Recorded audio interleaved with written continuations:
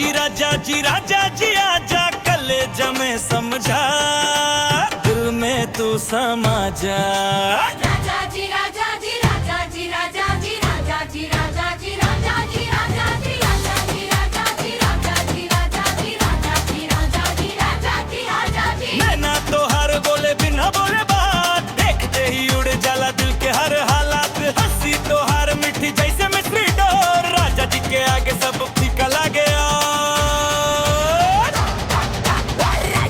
राजा जी दिल ना संभाला, तोहरे प्यार में साजन खुदे फिसला। राजा जी दिल ना संभाला, तोहरे प्यार में साजन खुदे फिसला।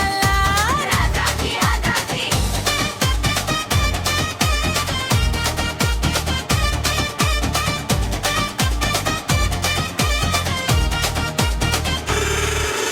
राजा जी धीरे नजर संभाल के, भीड़ में नाचत बानी घूंघ निकाल के। तुमका जब लाके बज जाला शोर, देवर भी बोले भाभी जीवन मोर। राजा जी राहते मंच डीजे बाजे जोर से, टूटे हर बंधन। राजा जी मेरे माँ चमके झुमका बोले, कमर के इशारे कहानी खोले। ताली बाजे सीट हिले, राजा जी के स्टेप पे पब्लिक डोले। राजा जी राजा जी दिल गईल बनी बोले अब का हो। राजा जी राजा जी राजा जी राजा जी राजा जी राजा जी राजा जी राजा जी राजा जी राजा जी राजा जी राजा जी राजा जी राजा जी राजा जी राजा जी राजा जी राजा जी राजा जी।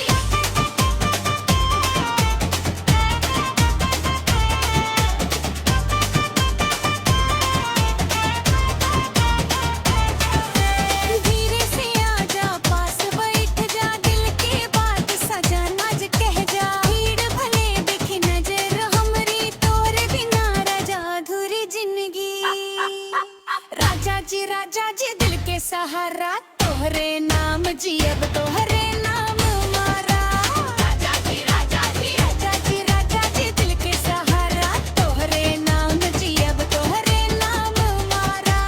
राजा जी डीजे के झुलैत लाले, राजा जी करे कमाल। स्टेज पे चढ़ के जब नीचे पूरा एरिया बोले बवाल। राजा जी हो एक हमारे थोड़ा भारी, राजा जी के समझ ना आई। एक इशारा एक मुस्कान, राजा जी बोले तू ही जान। राजा जी राजा जी राजा जी राजा जी राजा जी राजा जी राजा जी। जटा खलिहान से शहर तक नाम, राजा जी के आगे सब बदनाम। साड़ी हो या जीत सलवार, राजा जी बोले सब में प्यार। राजा जी देसी तड़